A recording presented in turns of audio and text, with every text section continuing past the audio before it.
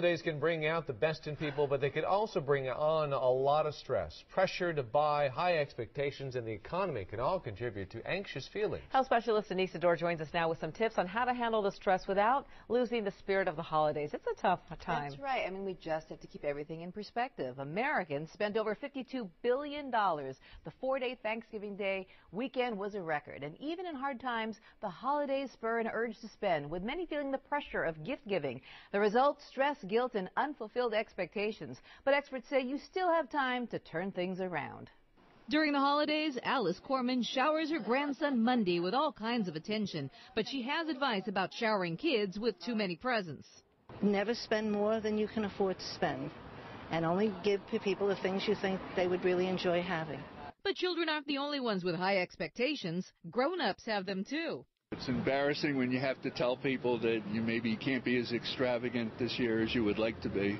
Marriage and family therapist Tsilimparis says the pressure people put on themselves combined with a depressed economy can sometimes equal a big holiday letdown. It's easy to fall into sort of the trappings of comparing past holidays where things were plentiful and things were fun to current holidays, which maybe they aren't.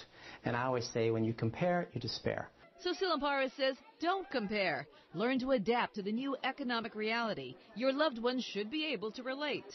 Again, with the economy being so depressed, your friends and family are going to understand.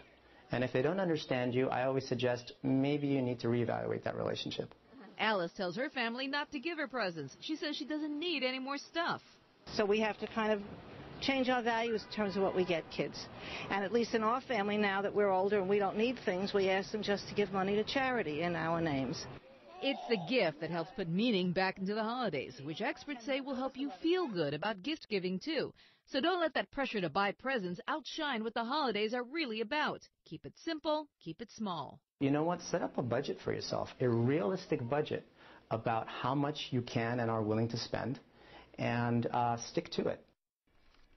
Tsilimparis says many people also feel like they have to be happy throughout the whole season, and when they're not, it can bring on the blues. A new Consumer Reports poll says 35 million Americans despise having to be nice during this time. A majority said they hate standing in long lines, gaining weight, and getting into debt. Other complaints included disappointing gifts and having to attend holiday parties. The solution, Tsilimparis says, is to set boundaries and remember, it's okay to say no.